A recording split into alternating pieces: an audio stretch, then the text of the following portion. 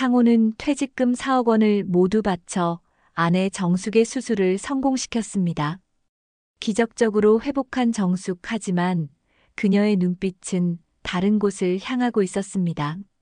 어느 저녁 정숙이 차분히 입을 열었습니다. 당신 퇴직금 덕분에 수술하고 건강을 되찾았어. 고마워. 하지만 나 이혼해줘. 사실 나는 수술 전부터 연락해온 사람이 있어.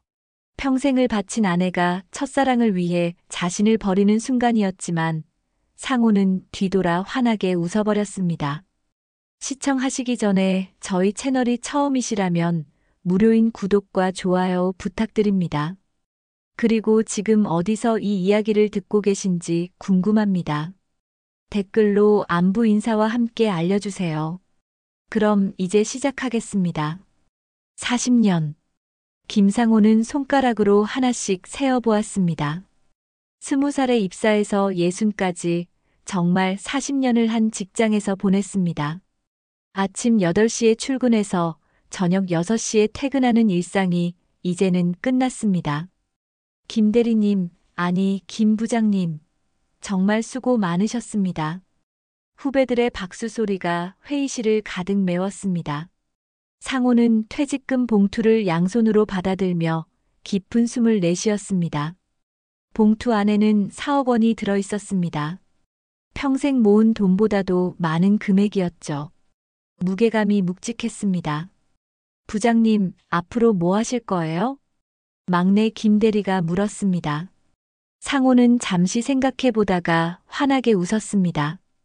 집사람이랑 여행도 다니고 손자들이랑 놀아주고 그동안 못했던 것들 다 해볼 생각이야. 동료들은 부러운 표정을 지었습니다. 누구나 꿈꾸는 평화로운 노후였으니까요. 상호는 40년간 성실하게 다닌 덕분에 회사에서도 인정받는 직원이었습니다. 지각 한 번 없이 병가도 거의 쓰지 않고 묵묵히 자기 일만 해온 사람이었죠. 퇴직식이 끝나고 동료들과 함께 근처 한정식집에서 송별회를 가졌습니다. 평생 함께 일했던 동기 박 부장이 소주잔을 들며 말했습니다. 상호야, 우리가 이제 정말 늙었구나. 벌써 퇴직이라니. 그러게 말이야. 어제 신입사원이었는데 벌써 여기까지 왔네. 상호는 소주를 한 모금 마시며 지나간 세월을 떠올렸습니다. 신혼 때는 월급이 적어서 아내와 함께 고생했던 기억, 아이들 키우느라 야근도 마다하지 않았던 시절, 승진을 위해 밤늦게까지 공부했던 날들. 모든 것이 주마등처럼 스쳐 지나갔습니다. 상호야, 퇴직금 많이 나왔지? 부럽다 정말. 그래도 이제 돈 걱정 없이 살 수 있겠네. 정숙이 누나도 좋아하겠어. 동료들의 부러움 섞인 말을 들으며 상호는 흐뭇했습니다. 정말로 이제는 경제적 걱정 없이 아내와 행복하게 살 수 있을 것 같았거든요. 집으로 돌아가는 길, 상호의 발걸음은 가벼웠습니다. 지하철 안에서 퇴직금 봉투를 가방 속 깊이 넣어두며 생각했습니다. 이제 아내 이정숙과 함께 제주도도 가고 유럽 여행도 다니고 그동안 미뤄뒀던 등산도 시작할 수 있을 것 같았습니다. 평소에는 지하철에서 졸았지만 오늘은 잠이 오지 않았습니다. 마음이 들떠 있었거든요. 창밖으로 보이는 도시 풍경이 새롭게 느껴졌습니다. 이제는 출퇴근 때문에 보는 풍경이 아니라 자유로운 마음으로 바라보는 풍경이었으니까요. 아파트 단지에 들어서니 벚꽃이 만개 있었습니다. 봄이었습니다. 새로운 시작을 알리는 계절이었죠. 상호는 벚꽃잎이 바람에 흩날리는 모습을 바라보며 미소를 지었습니다. 평소 같았으면 그냥 지나쳤을 풍경이었는데 오늘은 특별하게 아름다워 보였습니다.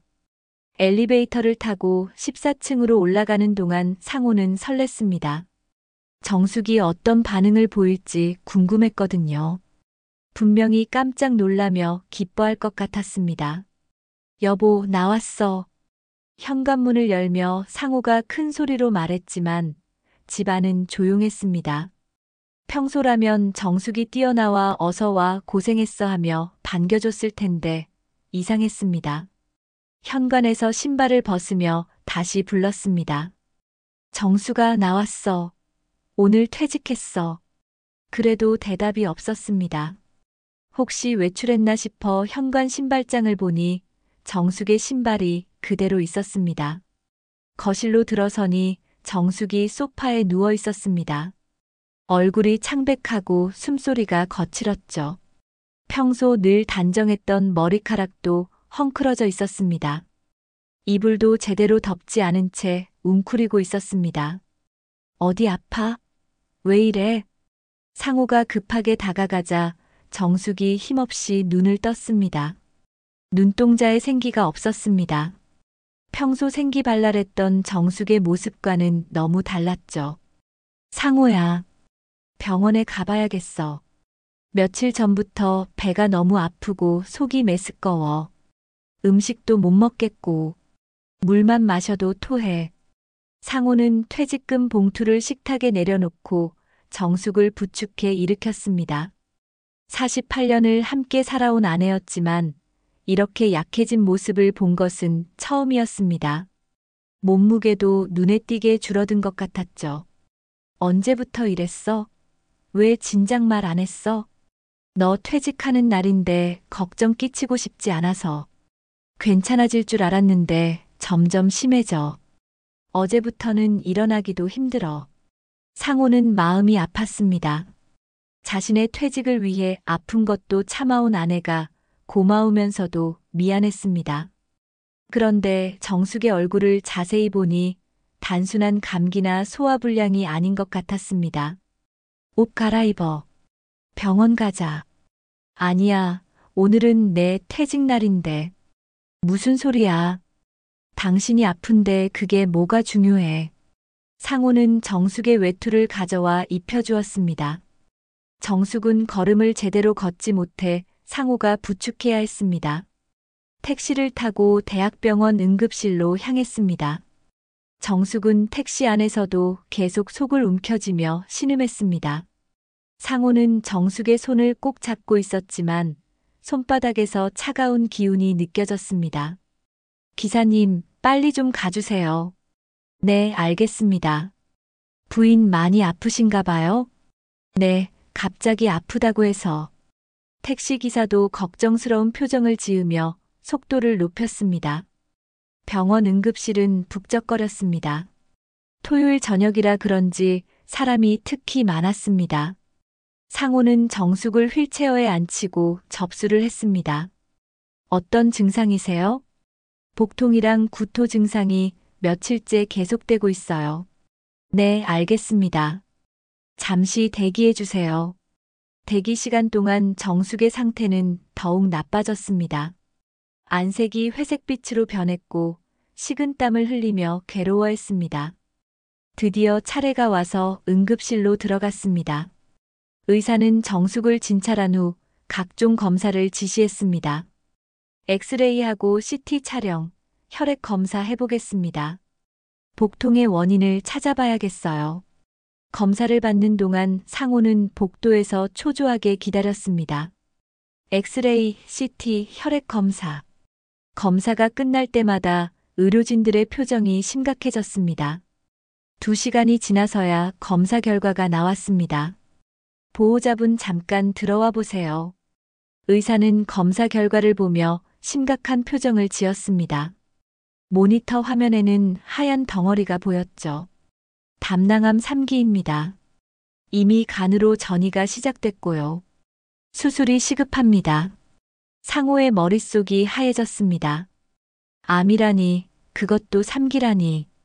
방금 전까지 퇴직 후 행복한 노후를 꿈꾸고 있었는데 순식간에 현실이 무너져 내렸습니다. 수술하면 괜찮아질 수 있나요? 다행히 아직 수술이 가능한 상태입니다.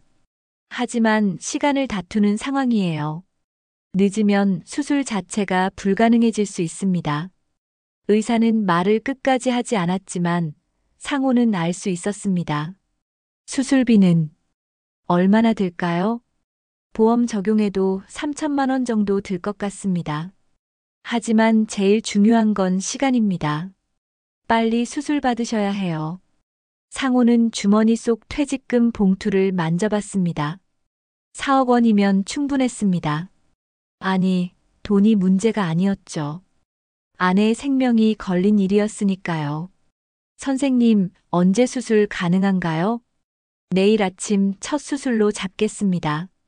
지금 당장 입원시키고 수술 준비에 들어가야 합니다. 병실로 돌아온 상호는 정숙의 손을 꼭 잡았습니다. 정숙은 진통제 때문인지 깊이 잠들어 있었습니다. 한때 미인으로 소문났던 아내의 얼굴에는 세월의 흔적이 깊게 새겨져 있었지만 여전히 상호에게는 가장 소중한 사람이었습니다. 병실 창밖으로 보이는 도시의 불빛들이 반짝였습니다. 수많은 사람들이 각자의 일상을 살아가고 있었지만 상호에게는 지금 이 순간이 전부였습니다. 상호는 퇴직금 봉투를 꺼내 들었습니다.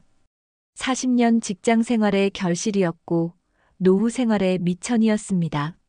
하지만 망설임은 없었죠. 돈은 다시 벌 수 있어도 아내는 하나뿐이었으니까요. 다음 날 새벽 5시 상호는 원무과에서 수술비를 미리 납부했습니다.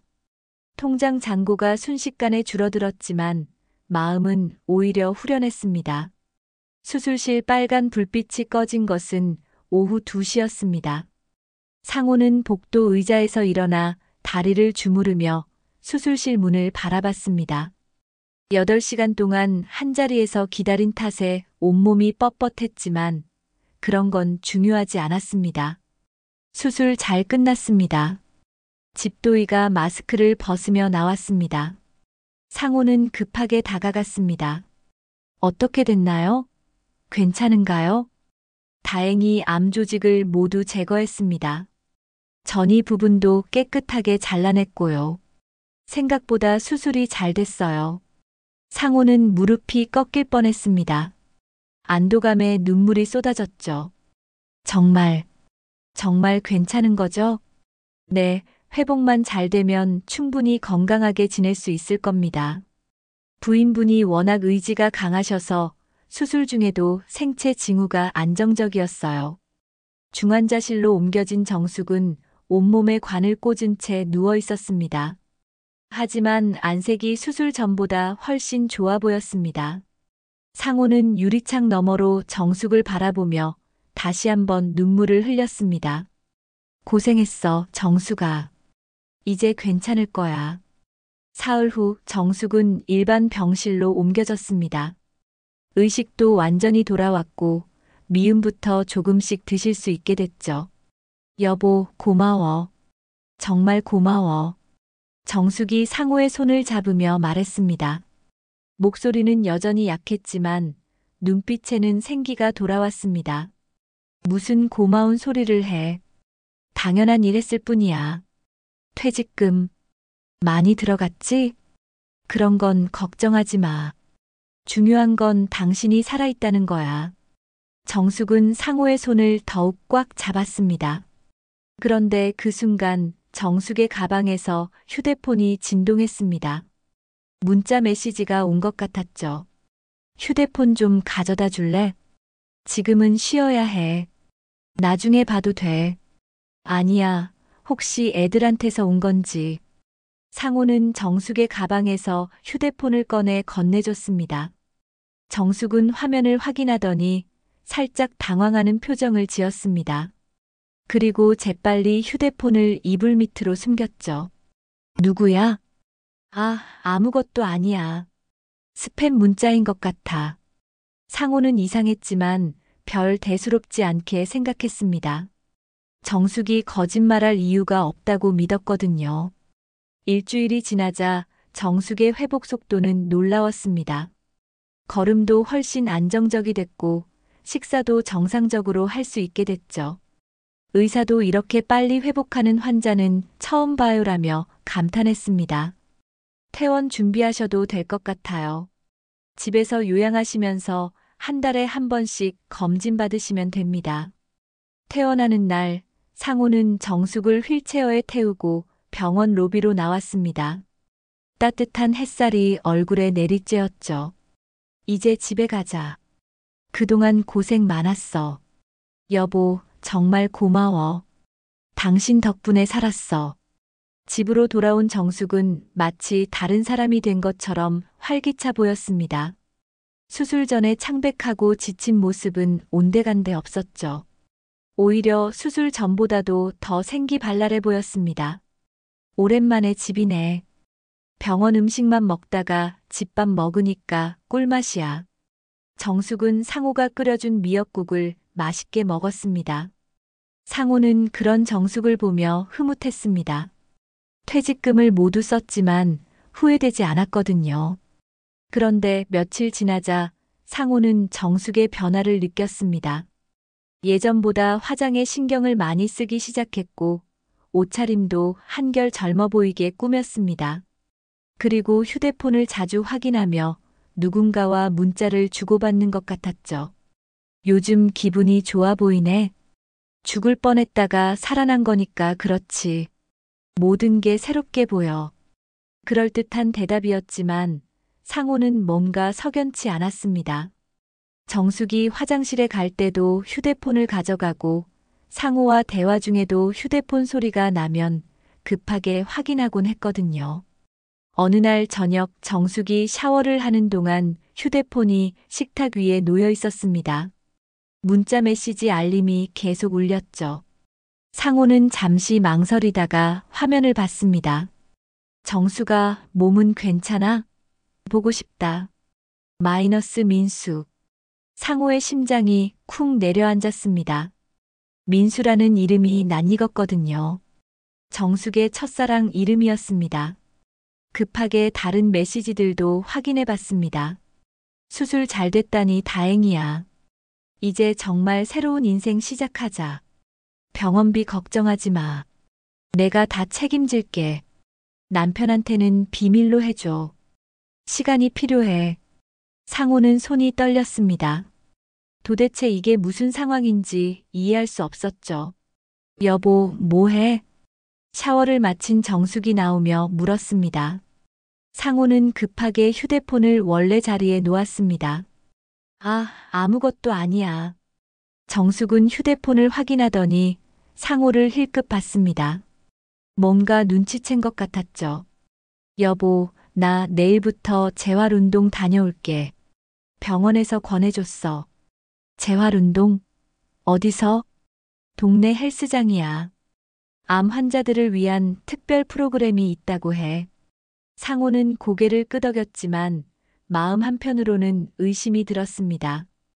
다음 날부터 정숙은 매일 오후에 외출했습니다. 재활운동을 한다고 했지만 몇 시간씩 나가 있곤 했죠. 그리고 집에 돌아올 때마다 기분이 좋아 보였습니다. 운동 어째? 너무 좋아. 같은 병을 앓았던 분들이랑 얘기하니까 힘이 나. 정숙은 환하게 웃었습니다. 하지만 그 웃음이 상호에게는 낯설게 느껴졌습니다. 마치 다른 사람의 웃음 같았거든요. 어느 날 정숙이 외출한 사이 택배가 왔습니다. 정숙 앞으로 온 꽃다발이었죠. 부인 계신가요? 지금 외출 중인데요. 그럼 대신 받아주세요.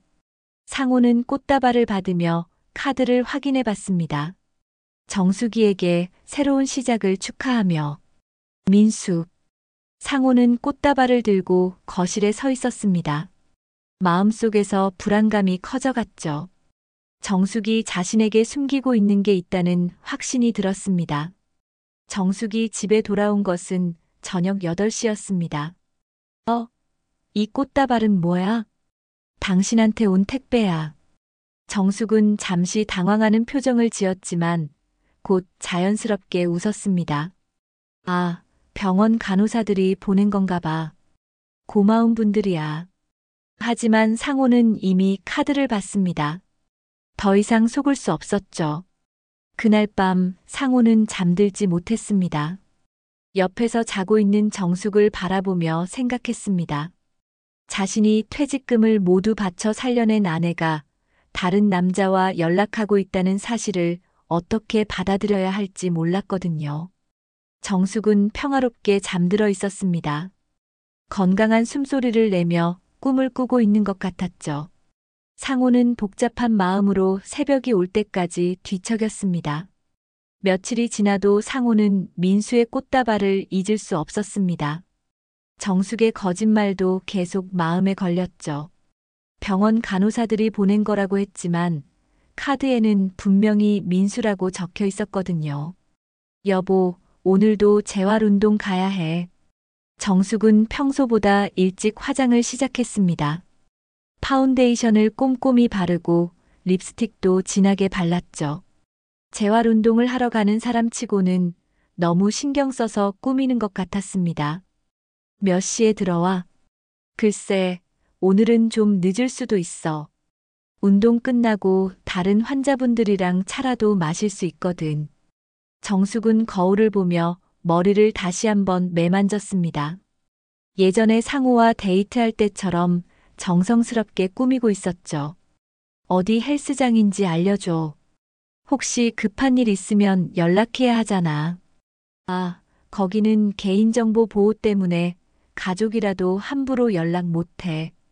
내가 먼저 연락할게. 또 거짓말이었습니다. 상호는 점점 확신이 들었죠. 정숙이 나간 후 상호는 집 안을 돌아다니며 단서를 찾아봤습니다. 정숙의 화장대 서랍, 옷장, 심지어 쓰레기통까지 뒤져봤죠. 그리고 마침내 정숙의 가방 안쪽 주머니에서 편지 한 통을 발견했습니다. 편지지는 고급스러웠고 글씨체도 정성스러웠습니다. 정수가 40년 만에 다시 만날 수 있어서 정말 기뻐. 내가 아프다는 소식을 듣고 얼마나 마음이 아팠는지 몰라. 하지만 이제 건강해졌으니 우리가 젊었을 때 못다한 꿈들을 이뤄보자. 나는 아직도 널 사랑해. 그 마음은 변하지 않았어. 곧 만나서 자세한 얘기하자. 민수가. 상호의 손이 떨렸습니다. 40년이라는 시간이 의미하는 바를 알 수 있었거든요. 정숙과 자신이 결혼하기 전 정숙의 첫사랑 이야기였습니다. 상호는 젊은 시절 정숙으로부터 민수에 대한 이야기를 들었던 것을 떠올렸습니다. 대학교 선배였고 매우 잘생기고 똑똑했다고 했죠. 하지만 집안 사정으로 유학을 가게 되면서 헤어졌다고 했습니다. 그때 참 많이 울었지. 하지만 이제는 다 지나간 일이야. 정숙이 그렇게 말했을 때 상호는 안심했었습니다. 하지만 지금 보니 정숙의 마음속에는 여전히 민수가 자리 잡고 있었던 것 같았습니다. 상호는 편지를 원래 자리에 돌려놓고 소파에 주저앉았습니다. 머릿속이 복잡했죠. 자신이 평생 모은 돈과 퇴직금을 모두 바쳐 살려낸 아내가 다른 남자를 만나고 있다는 현실을 받아들이기 어려웠습니다. 오후 5시, 평소 같았으면 정숙이 집에 돌아올 시간이었지만 연락이 없었습니다. 6시가 되어도 7시가 되어도 마찬가지였죠. 상호는 초조해서 집 안을 왔다 갔다 했습니다. 혹시 사고라도 난 건 아닌지 걱정도 됐지만 한편으로는 지금 누구와 함께 있을지 상상하니 가슴이 답답했습니다. 8시가 넘어서야 정숙이 돌아왔습니다. 얼굴에는 환한 미소가 떠 있었고 걸음걸이도 평소보다 경쾌했습니다. 늦었네. 걱정했어? 재활운동이 이렇게 늦게까지 하나? 아니야, 운동은 일찍 끝났는데 다른 환자분들이랑 얘기하다 보니까 시간이 훌쩍 갔어. 나랑 비슷한 병을 앓았던 분이 계시더라고. 정숙은 자연스럽게 거짓말을 했습니다. 하지만 상호는 정숙의 옷에서 남자 향수 냄새가 나는 것을 느꼈죠. 무슨 향수 냄새가 나는데? 아, 헬스장에서 방향제를 많이 뿌려놔서 그래. 요즘은 냄새 관리도 중요하다고 하더라고. 또 거짓말이었습니다. 상호는 더 이상 참을 수 없었지만 직접적으로 추궁하기는 어려웠습니다. 다음 날 상호는 정숙을 몰래 따라가기로 결심했습니다. 진실이 무엇인지 확인하고 싶었거든요. 여보, 나 나갔다 올게. 응, 조심해서 다녀와. 정숙이 나간 후 10분 정도 기다렸다가 상호도 집을 나섰습니다. 다행히 정숙은 아직 멀리 가지 않았더군요. 버스 정류장에서 버스를 기다리고 있었습니다. 상호는 거리를 두고 뒤따라갔습니다. 정숙이 탄 버스에 상호도 올랐죠. 정숙은 시내 번화가 쪽으로 가고 있었습니다. 헬스장이 있을 만한 곳이 아니었죠. 정숙은 고급 호텔 앞에서 내렸습니다. 상호는 멀찍이 떨어져서 지켜봤습니다. 잠시 후 정숙 앞에 잘 차려입은 남자가 나타났습니다. 민수였습니다. 비록 나이는 들었지만 여전히 품이 있어 보였고 옷차림도 고급스러웠죠. 정숙은 민수를 보자마자 환하게 웃으며 달려갔습니다. 두 사람은 반갑게 인사를 나누고 호텔 안으로 들어갔습니다. 상호는 그 모습을 보며 가슴이 무너져 내리는 것을 느꼈습니다. 상호는 호텔 로비까지 따라 들어갔습니다. 정숙과 민수는 카페 구석자리에 앉아 있었죠. 상호는 기둥 뒤에 숨어서 두 사람을 지켜봤습니다. 정수가 정말 많이 예뻐졌어. 수술받고 오히려 더 젊어진 것 같아. 민수가 정숙의 손을 잡으며 말했습니다. 민수야, 나도 널 만날 수 있어서 정말 행복해. 그동안 얼마나 보고 싶었는지 몰라. 정숙도 민수의 손을 꼭 잡았습니다. 마치 연인 사이처럼 자연스러웠죠. 이제 정말 새로운 인생을 시작할 수 있겠어. 나는 이미 모든 준비를 마쳤어. 너만 결심하면 돼. 무슨 준비? 우리가 함께 살 집도 구해놨고 생활비 걱정도 하지 마. 내가 다 책임질게. 상호는 더 이상 들을 수 없었습니다. 호텔을 나와 집으로 돌아왔죠. 집안은 조용했고 정숙의 흔적들이 눈에 들어왔습니다. 화장대 위에 화장품들, 옷장 안에 옷들, 부엌에서 함께 만들어 먹었던 음식들. 상호는 소파에 앉아 생각했습니다. 40년 가까이 함께 살아온 아내가 자신을 배신하고 있다는 사실을 어떻게 받아들여야 할지 몰랐거든요. 저녁 9시가 되어서야 정숙이 돌아왔습니다. 얼굴에는 여전히 행복한 미소가 떠 있었습니다. 늦었네. 오늘 운동 어땠어? 상호가 담담하게 물었습니다. 아, 너무 좋았어. 정말 몸도 마음도 가벼워지는 것 같아. 정숙은 거짓말을 하면서도 전혀 죄책감을 느끼지 않는 것 같았습니다. 그래, 다행이네. 상호는 더 이상 아무 말도 하지 않았습니다. 정숙은 샤워를 하러 들어갔고 상호는 혼자 거실에 앉아 있었습니다. 그날 밤 상호는 또다시 잠들지 못했습니다. 옆에서 평화롭게 잠든 정숙을 바라보며 생각했습니다.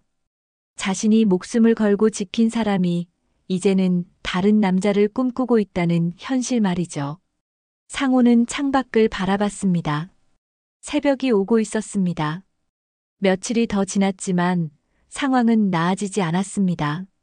정숙의 외출은 더욱 잦아졌고 집에 있을 때도 자주 휴대폰을 확인하며 미소를 지었습니다. 상호는 그런 정숙을 바라보며 마음속 깊은 곳에서 무너져가는 것을 느꼈죠. 여보, 오늘은 재활운동 없어? 아니야, 오늘은 쉬는 날이야. 집에서 같이 시간 보낼까? 상호가 조심스럽게 제안했지만 정숙은 고개를 저었습니다. 미안해. 오늘은 병원에서 정기검진 받아야 해. 수술 후 상태 확인하는 거야. 또 거짓말이었습니다. 정기검진은 이미 지난주에 받았거든요. 상호는 알고 있었지만 아무 말도 하지 않았습니다. 정숙이 나간 후 상호는 혼자 집안을 정리했습니다. 정숙의 빈자리가 더욱 크게 느껴졌죠. 거실 소파에 앉아 텔레비전을 켜봤지만 아무것도 눈에 들어오지 않았습니다. 오후 4시쯤 현관 초인종이 울렸습니다. 택배 아저씨였죠. 정숙님 맞으시죠? 꽃 배달 왔습니다. 또 꽃다발이었습니다. 이번에는 빨간 장미 20송이가 화려하게 포장되어 있었죠. 카드도 함께 들어 있었습니다. 정숙에게 오늘도 아름다운 하루 되길. 사랑해. 민수. 상호는 꽃다발을 들고 거실로 들어왔습니다. 빨간 장미의 향기가 집 안가득 퍼졌죠. 아이러니하게도 정숙이 가장 좋아하는 꽃이 장미였습니다. 상호도 결혼 기념일마다 장미꽃을 사다 줬었거든요. 상호는 꽃다발을 식탁 위에 놓고 카드를 다시 읽어봤습니다. 사랑해라는 말이 가슴을 찔렀습니다. 자신이 정숙에게 마지막으로 사랑한다고 말한 게 언제였을까 생각해봤지만 기억나지 않았습니다. 저녁 8시 정숙이 돌아왔습니다. 꽃다발을 본 순간 잠깐 당황하는 표정을 지었지만 곧 환하게 웃었습니다. 이 예쁜 꽃은 어디서 났어? 당신한테 온 택배야. 정숙은 카드를 확인하더니 상호를 힐끗 봤습니다. 뭔가 눈치챈 것 같았죠. 아, 병원에서 보낸 건가 봐. 퇴원 환자들한테 가끔 이런 걸 보내준대. 정숙은 자연스럽게 거짓말했지만 이번에는 상호가 참지 못했습니다. 정숙아.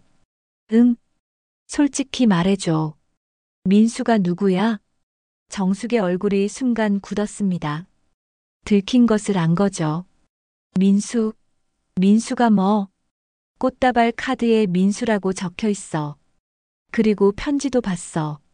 상호의 목소리는 떨렸지만 더 이상 숨길 수 없었습니다. 정숙은 한참 동안 말이 없었습니다. 그러다가 깊은 숨을 쉬며 입을 열었습니다. 언제까지 숨길 수는 없겠네. 그럼 정말로. 맞아.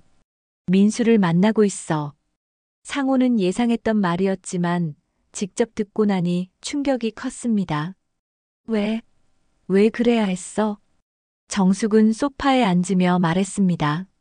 상호야, 나는 죽을 뻔했어. 수술대에서 깨어나지 못할 수도 있었어. 그때 깨달았어. 내가 지금까지 어떻게 살아왔는지. 그게 무슨 뜻이야?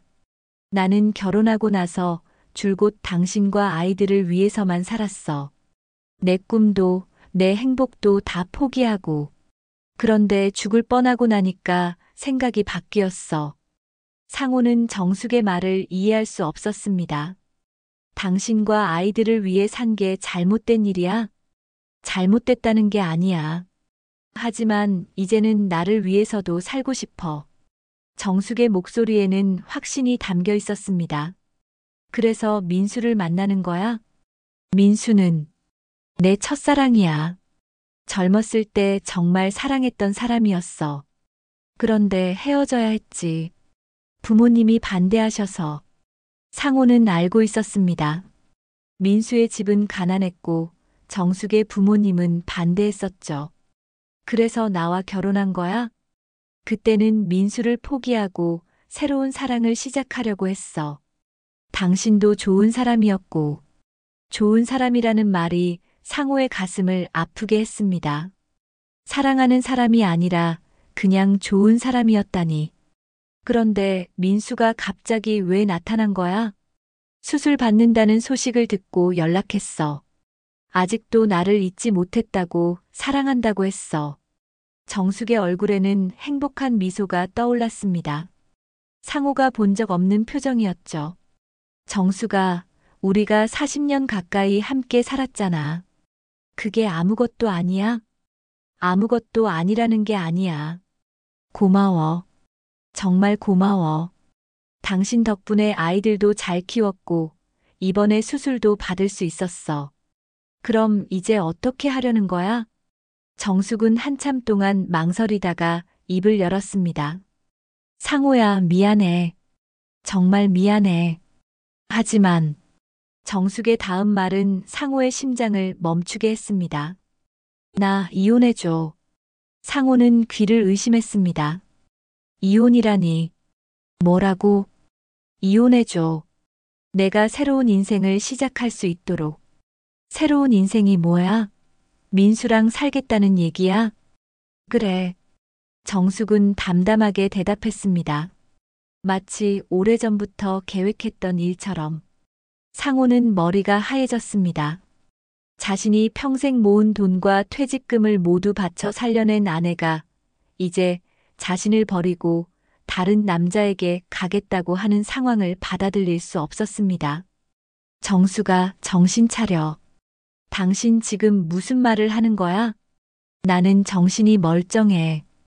이번 수술을 겪으면서 정말 많이 생각했어.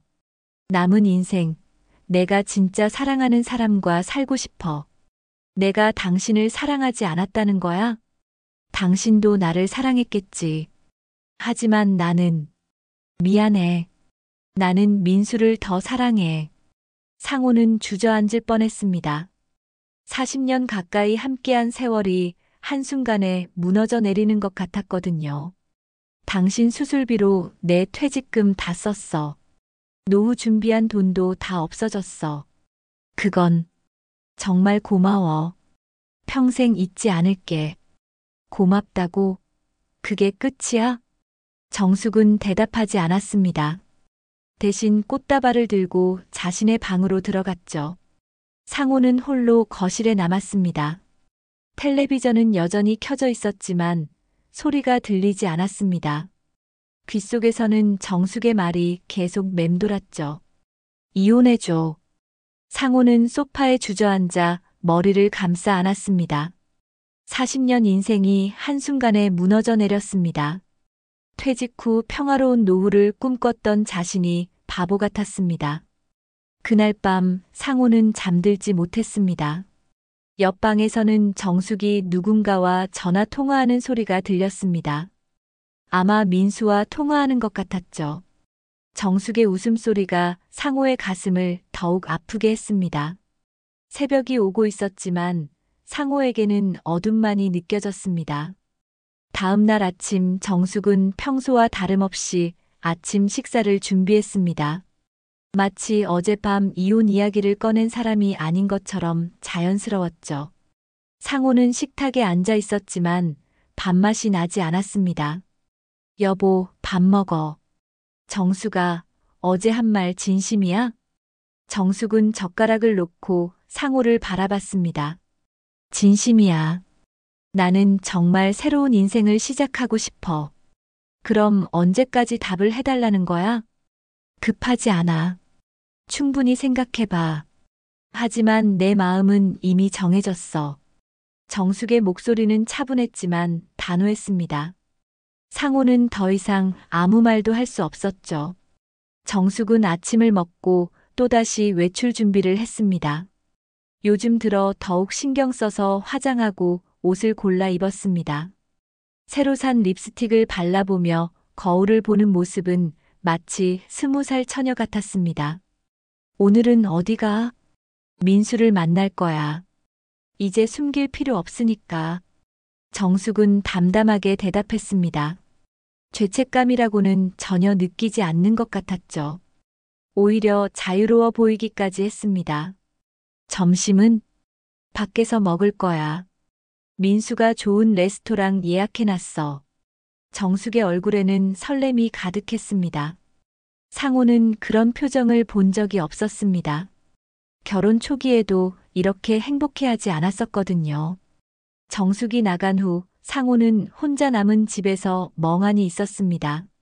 40년 가까이 함께 살아온 공간이었지만 이제는 낯설게 느껴졌습니다. 정숙의 화장품들, 옷들, 함께 찍은 사진들. 모든 것이 의미를 잃어버린 것 같았죠. 상호는 정숙과 함께 찍은 결혼 사진을 바라봤습니다. 젊은 시절에 자신과 정숙이 환하게 웃고 있었습니다. 그때는 정말 행복했었는데 언제부터 이렇게 된 걸까요? 상호는 서재로 들어가 통장을 꺼내 확인해 봤습니다. 정숙의 수술비로 퇴직금 대부분을 써버린 후 남은 돈은 얼마 되지 않았습니다. 월 생활비 정도만 겨우 남아 있었죠. 60살이 넘은 나이에 새로 시작하기에는 너무 적은 금액이었습니다. 이제 어떻게 살아야 하나? 상호는 한숨을 쉬며 중얼거렸습니다. 60살이 넘은 나이에 새로 일자리를 구하기도 어려웠고 혼자 살아갈 자신도 없었습니다. 평생 정숙과 함께 살아왔는데 혼자서는 뭘 어떻게 해야 할지 막막했거든요. 냉장고를 열어봤더니 정숙이 해놓은 반찬들이 있었습니다. 하지만 혼자 먹기에는 양이 너무 많았고 입맛도 없었습니다. 라면이나 끓여 먹을까 생각했지만 그것도 귀찮았습니다. 오후에 큰아들 상민에게서 전화가 왔습니다. 아버지, 안녕하세요. 어머니 몸은 어떠세요? 응, 많이 좋아졌어. 다행이네요.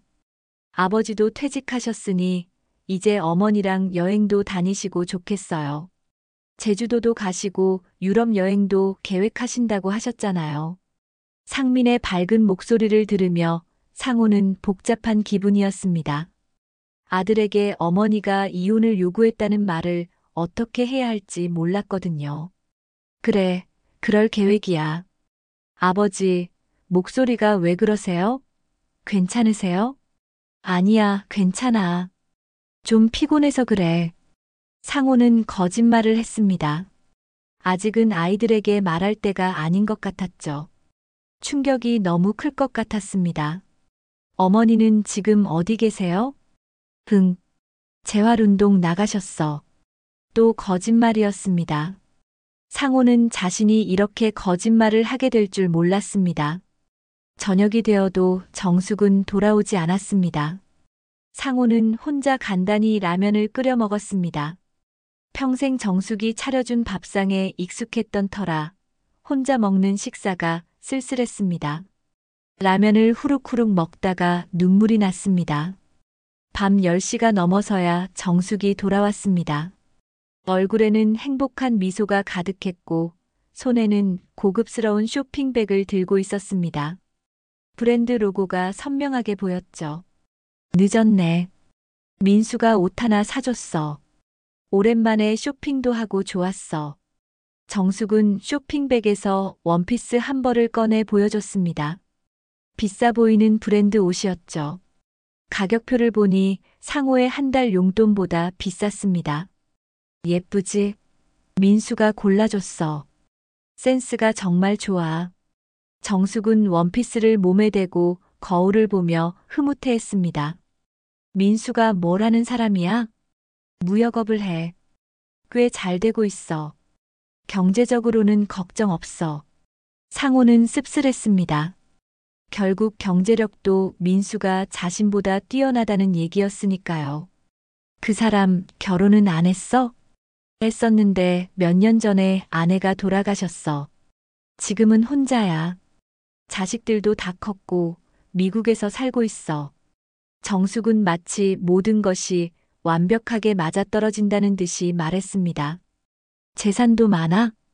응, 강남에 아파트도 몇 채 있고 사업도 잘 되고 있어. 나이 들어서도 걱정 없이 살 수 있을 거야.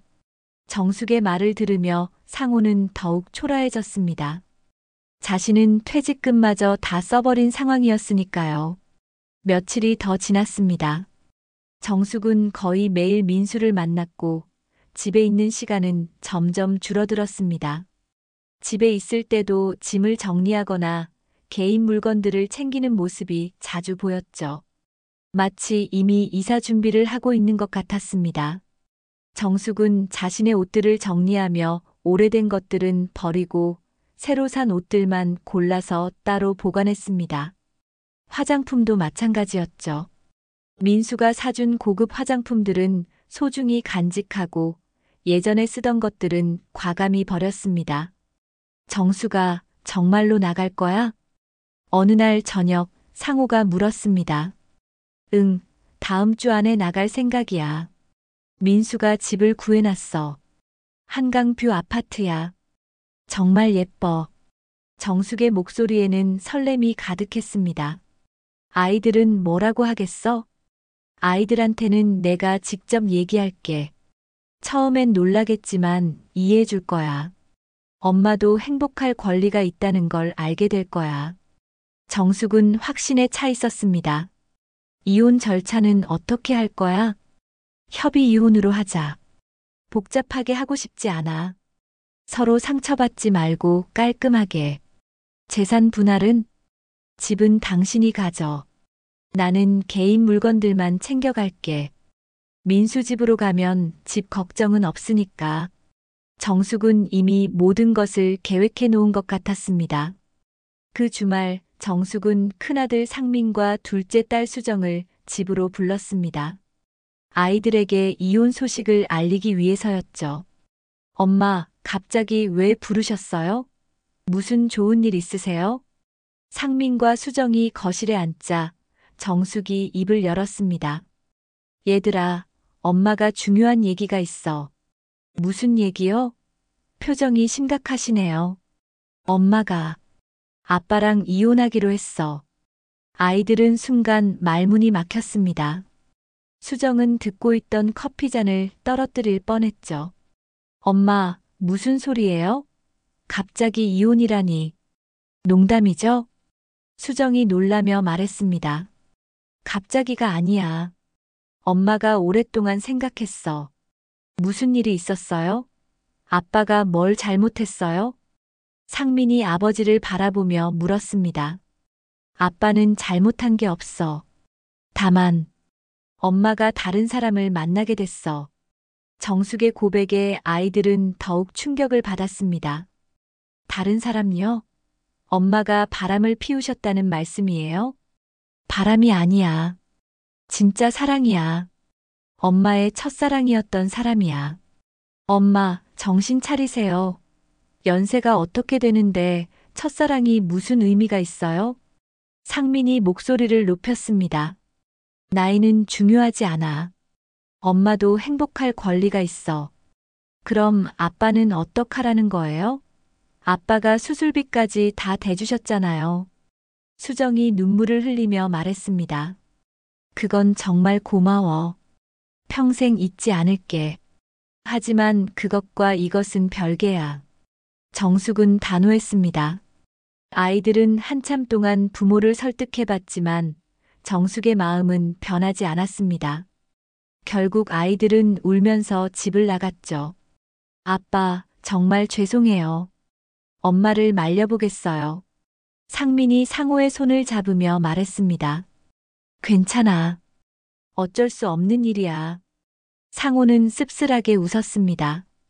그 다음 주 정숙은 정말로 집을 떠났습니다.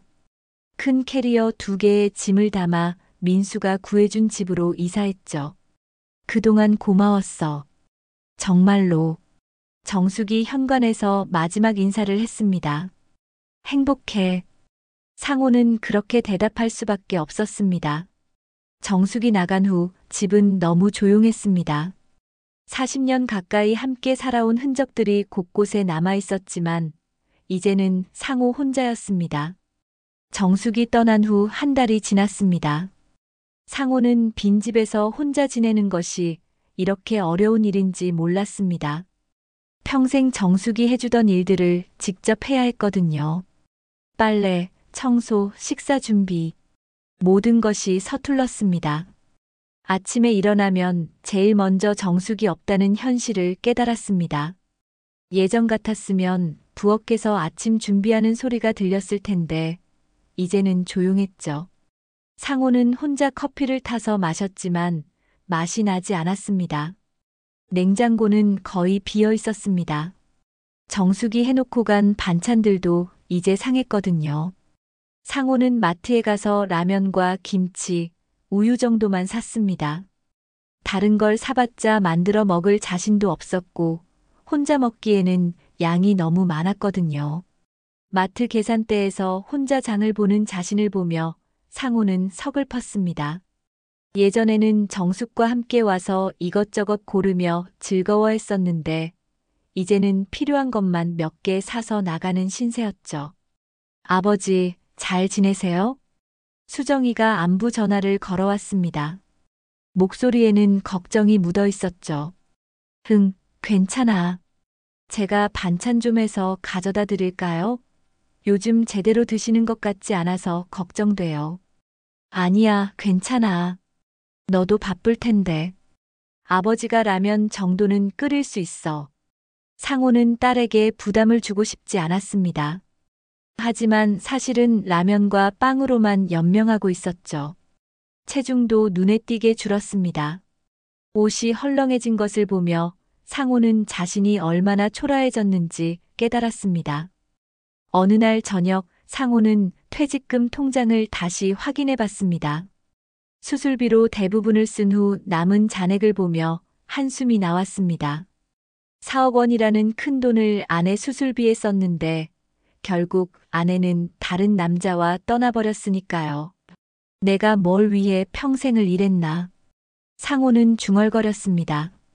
40년 직장 생활의 결실인 퇴직금을 아내를 위해 모두 바쳤지만 결과는 이혼이었습니다. 노후 대비는커녕 이제는 혼자 남은 삶을 어떻게 살아가야 할지도 막막했습니다. 동네 사람들의 시선도 부담스러웠습니다. 정숙과 이혼했다는 소문이 퍼진 것 같았거든요. 아파트 관리사무소 앞을 지날 때마다 사람들이 수군거리는 소리가 들렸습니다. 김씨 부부 이혼했다며? 그러게 부인이 다른 남자 만나서 나갔다던데. 퇴직금으로 수술비까지 다 해줬는데 참 배은망덕하네. 요즘 여자들이 그래. 나이 들어서도 연애 타령이야.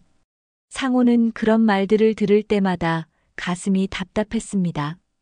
사람들의 동정어린 시선이 더욱 자신을 초라하게 만들었죠.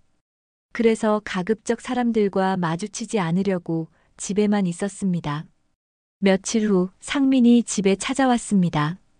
아버지, 이게 뭐예요? 상민은 집 안 상태를 보고 놀랐습니다.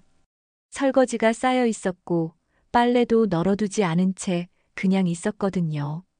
상호의 얼굴도 수염이 자라나 있었고 옷차림도 엉성했습니다. 아, 미안하다. 좀 정신없어서. 아버지, 이러시면 안 돼요. 건강 챙기셔야죠. 상민은 설거지를 도와주고 집안을 정리해줬습니다. 냉장고를 열어보니 라면과 우유만 덩그러니 있었습니다. 이렇게 드시면 어떻게 해요? 제대로 된 음식을 드셔야 건강하시죠. 혼자 해먹기가 쉽지 않아. 양도 많고. 예전에는 엄마가 다 해줬는데 상호의 목소리에는 힘이 없었습니다. 엄마는 연락 안 하세요? 응, 전혀. 아마 새로운 삶에 바쁠 거야. 상호는 씁쓸하게 말했습니다. 정숙이 어떻게 지내고 있는지 궁금했지만 직접 연락할 용기는 없었습니다. 아버지도 너무 집에만 계시지 말고 나가서 사람들도 만나고 그러세요. 나 같은 늙은이가 뭘 하겠어. 그런 말씀하지 마세요. 아직 건강하시잖아요. 상민이 아버지를 걱정스럽게 바라봤습니다. 그런 와중에 동네 지인들로부터 정숙의 소식을 들었습니다. 강 씨 아주머니가 마트에서 우연히 만났다며 이야기해줬거든요. 정숙이가 완전 젊어졌던데. 옷차림도 화려하고 화장도 진하게 하고 마치 20대 처녀 같더라고. 그 남자가 돈이 많나 봐. 비싼 가방도 들고 있고 옷도 다 브랜드더라.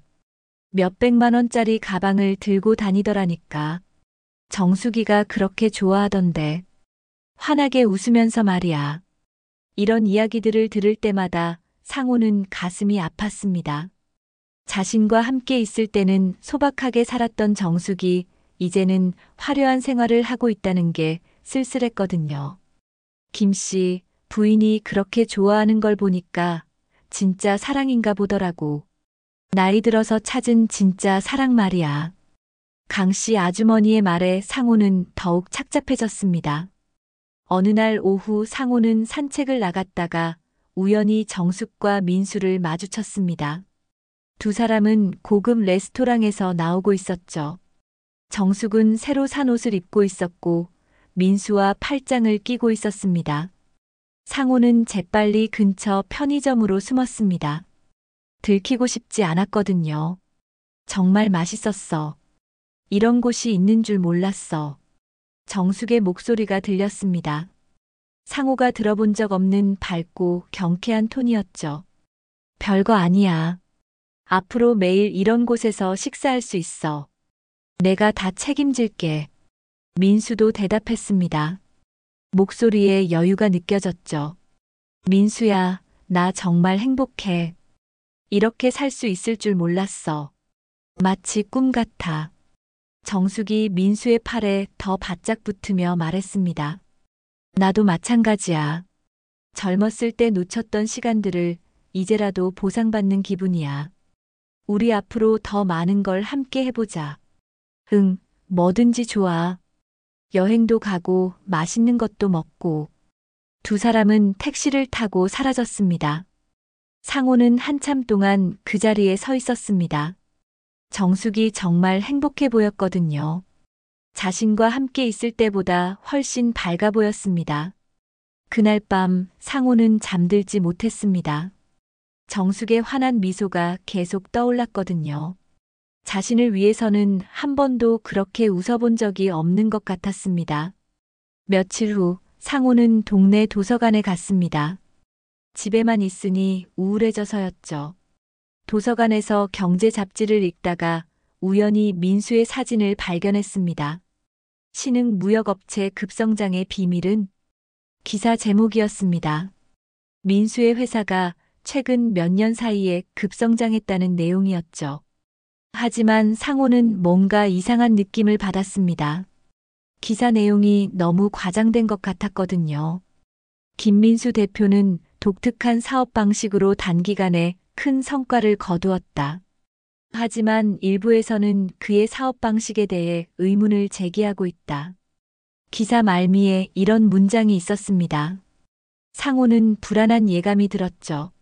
집으로 돌아온 상호는 인터넷으로 민수의 회사에 대해 더 알아봤습니다. 검색해보니 투자 사기 의혹이 제기되고 있다는 내용들이 나왔습니다. 고수익 보장한다며 투자금 모집, 실제 사업 내용 불투명, 투자자들 사이에서 사기 의혹 확산, 수사기관 관심. 상호는 점점 불안해졌습니다. 혹시 민수가 사기꾼인 건 아닐까 하는 생각이 들었거든요. 정숙이가 이런 걸 알까? 상호는 걱정됐지만 정숙에게 직접 연락할 수는 없었습니다. 이혼을 요구한 것은 정숙이었고 지금은 민수와 행복하게 살고 있을 텐데 자신이 나서서 방해할 이유는 없다고 생각했거든요. 하지만 마음 한편으로는 정숙이 걱정됐습니다. 만약 민수가 정말 사기꾼이라면 정숙도 피해를 입을 수 있었으니까요. 40년을 함께 산 사람인데 그냥 내버려 둘 수는 없었습니다. 상호는 밤새 고민했습니다. 정숙에게 이 사실을 알려야 할지 아니면 그냥 모른 척해야 할지 복잡한 마음이었습니다. 상호가 민수의 사업에 대해 의심하기 시작한 지 일주일이 지난 어느 날 큰 사건이 터졌습니다. 아침 뉴스에서 민수의 회사가 사기 혐의로 수사를 받고 있다는 소식이 나온 것이었죠. 무역업체 김모 대표 투자 사기 혐의로 긴급 체포. 피해 규모 수십억 원 추정. 상호는 텔레비전 화면을 멍하니 바라봤습니다. 민수의 얼굴이 화면에 나오고 있었거든요. 모자이크 처리는 됐지만 분명히 민수가 맞았습니다. 용의자는 고수익을 보장한다며 투자자들로부터 돈을 모았지만 실제로는 사업에 투자하지 않고 개인적으로 사용한 것으로 드러났습니다. 리포터의 목소리가 계속 들려왔습니다. 또한 최근에는 피해자 중 한 명의 명의를 도용해 추가 대출을 받은 혐의도 있는 것으로 확인됐습니다. 상호는 가슴이 쿵 내려앉았습니다. 혹시 그 피해자가 정숙인 건 아닐까 하는 불안한 예감이 들었거든요. 1시간 후 수정이에게서 급한 전화가 왔습니다. 아버지, 큰일 났어요. 수정의 목소리는 울음이 섞여 있었습니다. 무슨 일이야? 엄마가 완전히 망했어요. 그 민수라는 사람이 사기꾼이었어요. 역시 상호의 예상이 맞았습니다. 엄마 지금 어디 계셔? 길거리에서 전화했어요. 갈 곳이 없다고. 그 남자가 살던 집도 가짜였대요. 상호는 복잡한 심정이었습니다. 정숙이 불쌍하긴 했지만 한편으로는 자업자득이라는 생각도 들었거든요. 며칠이 지났습니다. 정숙에 대한 소식은 계속 들려왔습니다. 민수가 정숙의 명의로 큰 빚을 만들어 놨고 채권자들이 정숙을 찾고 있다는 것이었죠. 엄마가 진짜 어디서 자는지도 모르겠어요. 상민이 걱정스럽게 말했습니다. 임시로 모텔에서 지내시는 것 같은데 돈이 없으셔서. 상호는 마음이 아팠지만 선뜻 도와주기는 어려웠습니다. 배신당한 마음이 아직 남아 있었거든요. 일주일 후 상호는 집 앞에서 정숙을 마주쳤습니다. 정숙은 초라한 모습이었습니다. 한 달 전 화려하게 꾸미고 다니던 모습은 온데간데 없었고 낡은 옷에 푸석한 머리였죠. 상호야. 정숙이 조심스럽게 부르자 상호는 걸음을 멈췄습니다. 힘들겠구나. 응. 정말 힘들어. 정숙의 눈가에는 다크서클이 짙었고 얼굴도 많이 야위어 있었습니다. 어디서 지내고 있어? 여기저기. 갈 곳이 없어서. 정숙은 고개를 숙였습니다. 민수는 어떻게 됐어? 도망갔어. 경찰도 찾지 못하고 있어. 모든 걸 내 명의로 해놨으니까 나만 남았어. 정숙의 목소리는 절망적이었습니다. 빚이 얼마나 돼? 6천만 원. 어떻게 갚아야 할지 모르겠어. 상호는 한숨을 쉬었습니다. 그 정도 금액이면 정숙이 감당할 수 없는 돈이었거든요. 상호야, 나 정말 바보 같았어. 모든 게 허상이었어. 정숙이 눈물을 흘리기 시작했습니다. 민수가 사준 옷들, 가방들, 모든 게 다른 사람들 돈으로 산 거였어. 나는 완전히 속았어. 상호는 정숙을 바라봤습니다. 한때 자신의 아내였던 사람이 이렇게 무너져 있는 모습이 안타까웠습니다. 며칠 후 정숙은 다시 상호를 찾아왔습니다. 이번에는 집 앞에서 기다리고 있었죠. 상호야, 잠깐 얘기 좀 할 수 있을까? 상호는 정숙을 집 안으로 들어오게 했습니다. 정숙은 거실을 둘러보며 눈물을 흘렸습니다. 이 집이 이렇게 따뜻한 곳인 줄 몰랐어. 바깥에서 며칠 지내보니까 알겠어. 정숙은 소파에 앉으며 말했습니다. 상호야, 나 미안해. 정말 미안해. 이제 와서 미안하다고 해서 뭐가 달라져? 상호의 목소리는 차가웠습니다. 나도 알아. 하지만 꼭 말하고 싶었어. 내가 얼마나 바보 같았는지. 정숙은 계속 눈물을 흘렸습니다. 민수는 처음부터 내 돈만 노렸어. 수술비로 많은 돈을 썼다는 얘기를 듣고 접근한 거였어. 나는 진짜 사랑인 줄 알았는데. 상호는 정숙의 이야기를 들으며 씁쓸했습니다. 그 사람이 말하더라고. 나 같은 늙은 여자가 뭘 안다고 나섰냐고. 돈이나 빌려주라고. 정숙의 목소리는 떨렸습니다. 그때 깨달았어. 내가 얼마나 소중한 사람을 버렸는지. 상호는 아무 말도 하지 않았습니다. 상호야, 나를 다시 받아줄 수 있겠니? 정숙이 간절한 눈빛으로 상호를 바라봤습니다. 다시는 이런 일 없을 거야. 정말로. 나도 이제 나이가 이런데 뭘 더 바라겠어? 상호는 한참 동안 정숙을 바라봤습니다. 그리고 천천히 입을 열었습니다. 정숙아. 응? 상호는 환하게 웃었습니다. 정숙이 본 적 없는 밝은 미소였죠. 나는 이미 용서했어. 정숙의 얼굴에 희망이 떠올랐습니다. 정말, 정말로 용서해 준 거야? 응, 용서했어. 화도 안 나고 원망도 안 해. 정숙은 눈물이 쏟아졌습니다. 고마워. 정말 고마워. 하지만 상호의 다음 말은 정숙을 다시 절망에 빠뜨렸습니다. 하지만 이제는 내 삶을 살 거야. 무슨 뜻이야? 남은 인생, 내 자신을 위해 살 거야. 더 이상 누군가를 위해서만 살지 않을 거야. 상호의 목소리는 확신에 차 있었습니다. 나는 평생 당신과 아이들을 위해서만 살았어. 내 꿈도, 내 행복도 다 포기하고. 하지만 이제는 다르게 살고 싶어. 정숙은 이해할 수 없다는 표정이었습니다. 그럼 나는 어떻게 해?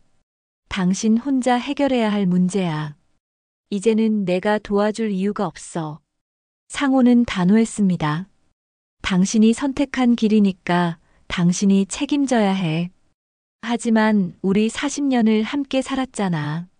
맞아. 40년을 함께 살았어. 그리고 당신은 그 모든 걸 버리고 다른 남자를 선택했어. 그때 우리는 끝난 거야. 상호는 일어서며 말했습니다.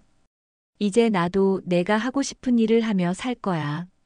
봉사도 하고 사람들도 만나고 내 방식대로 살 거야. 정숙은 넋이 나간 상태였습니다. 정수가 당신도 이제는 혼자 힘으로 살아가야 해. 그게 진짜 독립이야. 상호는 현관문을 열어줬습니다. 정숙은 비틀거리며 일어났습니다. 정말 끝인 거야? 응, 끝이야. 하지만 원망하지는 마. 나는 정말로 용서했으니까. 정숙이 집을 나간 후 상호는 거울을 보았습니다. 자신의 얼굴에 떠있는 미소를 보며 신기했습니다. 이렇게 후련한 기분은 오랜만이었거든요. 상호는 창밖을 바라봤습니다. 새로운 시작이 기다리고 있었습니다. 정숙이 떠난 후 상호는 처음으로 진정한 자유를 느꼈습니다. 40년 넘게 누군가를 위해서만 살아왔는데 이제는 오롯이 자신만을 위한 시간이었거든요. 무엇을 해야 할지 막막하기도 했지만 동시에 설레기도 했습니다. 이제 뭘 하며 살까? 상호는 거실에 앉아 생각해 봤습니다. 퇴직금은 모두 써버렸지만 국민연금과 집이 있으니 생활하는 데는 큰 무리가 없었습니다. 오히려 부담이 없어져서 마음이 가벼웠죠. 며칠 후 상호는 동네 복지관에 들러봤습니다. 예전부터 봉사활동에 관심이 있었지만 정숙일로 바빠서 미뤄왔었거든요. 어르신, 어떤 활동에 관심이 있으세요? 복지관 직원이 친절하게 물었습니다. 글쎄요, 뭐든지 도움이 될 수 있는 일이면 좋겠어요. 그럼 급식 봉사는 어떠세요? 매주 화요일, 목요일에 독거노인분들께 도시락을 배달하는 일이에요. 상호는 흥미를 느꼈습니다. 좋네요. 언제부터 시작할 수 있나요? 다음 주 화요일부터 가능합니다. 첫 봉사날 상호는 일찍 복지관에 도착했습니다. 같은 나이대의 봉사자들이 이미 와서 도시락을 포장하고 있었죠. 처음 오셨네요. 반갑습니다. 박현주라는 여성 봉사자가 인사했습니다. 정숙보다 2~3살 어려 보였지만 활기찬 모습이었습니다. 네, 김상호입니다. 저는 박현주예요. 여기 온 지 3년 됐어요. 처음에는 어색하실 텐데 금방 적응하실 거예요. 현주는 상호에게 도시락 배달 요령을 친절히 알려줬습니다. 첫 번째로 방문한 곳은 혼자 사는 80대 할머니 댁이었습니다. 할머니, 도시락 갖다 드렸어요. 아이고, 고맙습니다. 젊은 양반이 새로 오셨네. 할머니는 상호를 반갑게 맞아줬습니다. 네, 처음 왔어요. 앞으로 자주 뵙겠습니다. 그래요, 고마워요. 요즘 같으면 이런 분들이 없으면 어떻게 살겠어요. 할머니의 고마워하는 모습을 보며 상호는 뿌듯했습니다. 누군가에게 도움이 된다는 느낌이 좋았거든요. 한 달이 지나자 상호는 복지관 생활에 완전히 적응했습니다. 도시락 배달뿐만 아니라 청소 봉사, 행사 준비 등 다양한 활동에 참여했죠. 상호 씨, 정말 열심히 하시네요. 현주가 감탄하며 말했습니다. 저도 나이가 이런데 누군가에게 도움이 될 수 있어서 기뻐요. 가족분들도 좋아하시겠어요. 상호는 잠시 침묵했습니다. 정숙과 이혼한 사실을 굳이 말하고 싶지 않았거든요. 그냥 제가 좋아서 하는 일이에요. 어느 날 복지관에서 노인 합창단을 만든다는 공고가 붙었습니다.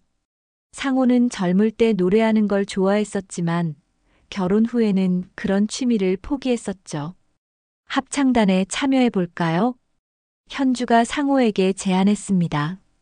저도 노래는 좋아하는데 잘할 수 있을까요? 잘하고 못하고가 중요한 게 아니에요. 즐기는 게 중요하죠. 상호는 합창단에 참여하기로 했습니다. 연습 첫날 다른 단원들과 함께 노래를 부르며 상호는 오랫동안 잊고 있던 즐거움을 느꼈습니다. 목소리가 참 좋으시네요. 합창단 지휘자가 상호에게 말했습니다. 감사합니다. 오랜만에 노래해보니까 새로워요. 몇 달이 지나자 상호의 일상은 완전히 바뀌었습니다. 화요일과 목요일은 도시락 배달, 수요일은 합창단 연습, 금요일은 복지관 청소, 주말에는 다른 봉사자들과 함께 나들이를 다니기도 했습니다. 요즘 표정이 많이 밝아지셨어요. 수정이가 아버지를 보며 말했습니다. 그래, 아버지도 그런 느낌이야. 엄마 소식은 몰라. 궁금하지도 않아. 상호는 담담하게 대답했습니다. 실제로 정숙에 대한 생각은 점점 줄어들고 있었습니다.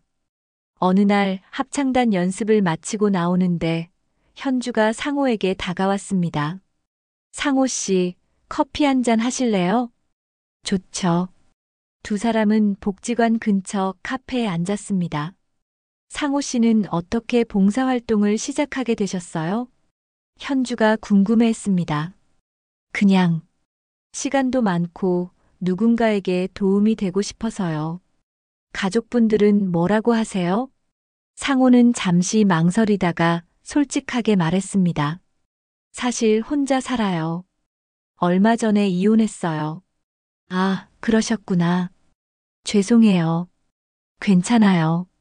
오히려 지금이 더 자유롭고 좋아요. 현주도 자신의 이야기를 털어놨습니다. 저도 남편을 몇 년 전에 먼저 보냈어요. 처음에는 너무 외로웠는데 봉사활동하면서 많이 좋아졌어요.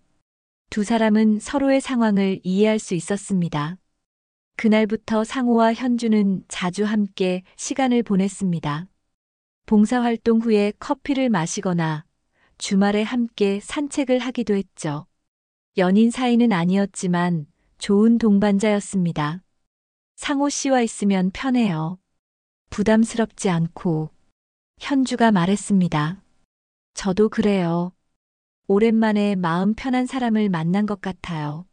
상호도 진심으로 대답했습니다. 1년이 지났습니다. 상호는 복지관에서 없어서는 안 될 인물이 되었습니다. 성실하고 친절한 성품 덕분에 모든 사람들이 상호를 좋아했죠. 상호 씨 덕분에 우리 복지관이 더 활기차졌어요. 관장님이 고마워했습니다. 저야말로 여기서 새로운 인생을 찾았어요. 상호는 진심으로 감사했습니다. 어느 날 길을 걸어가다가 상호는 우연히 정숙을 마주쳤습니다. 정숙은 작은 분식집에서 일하고 있었습니다. 많이 야위었지만 나름대로 열심히 살아가고 있는 것 같았죠. 정숙도 상호를 알아봤습니다. 두 사람은 잠시 눈이 마주쳤지만 상호는 그냥 지나갔습니다. 더 이상 할 말이 없었거든요. 아버지, 엄마 봤다면서요? 상민이 전화로 물었습니다. 응, 봤어. 뭐라고 하셨어요? 아무 말도 안 했어. 그냥 지나갔어. 아버지는 정말 대단하세요. 상민이 감탄했습니다. 그날 저녁 상호는 복지관에서 함께하는 사람들과 송년회를 했습니다. 올 한 해 동안 함께 봉사활동을 한 사람들이 모여서 음식을 나누며 즐거운 시간을 보냈죠. 상호 씨, 건배. 현주가 잔을 들며 말했습니다. 건배. 상호도 환하게 웃으며 잔을 부딪혔습니다. 내년에도 함께 해요. 당연하죠. 집으로 돌아가는 길, 상호는 하늘의 별을 올려다봤습니다. 예전에는 이런 여유도 없었는데, 이제는 밤하늘도 여유롭게 바라볼 수 있었습니다.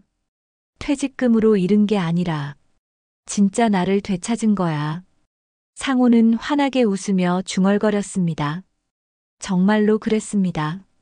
퇴직금으로 정숙의 수술비를 댔고 결국 정숙은 떠났지만 상호는 오히려 진정한 자유를 얻었습니다. 평생 누군가를 위해서만 살았던 자신이 이제는 자신만을 위해 살 수 있게 된 것이었죠. 복지관에서 만난 사람들, 봉사활동을 통해 느끼는 보람, 합창단에서 부르는 노래, 현주와 나누는 편안한 대화. 모든 것이 상호에게는 새로운 인생이었습니다. 아파트에 들어서며 상호는 다시 한번 미소 지었습니다. 내일은 또 어떤 즐거운 일이 기다리고 있을까요? 상호의 새로운 인생은 이제 막 시작되었습니다. 집 안에 들어가기 전 상호는 마지막으로 밤하늘을 바라봤습니다. 별들이 반짝이고 있었습니다. 마치 상호의 새로운 인생을 축복하는 것 같았죠. 상호는 환하게 웃으며 현관문을 열었습니다. 진짜 인생이 시작되었습니다. 오늘도 들어주셔서 감사합니다. 구독 버튼과 좋아요로 응원해주시고 댓글로 소감도 남겨주세요. 더욱 좋은 이야기로 다시 찾아뵙겠습니다.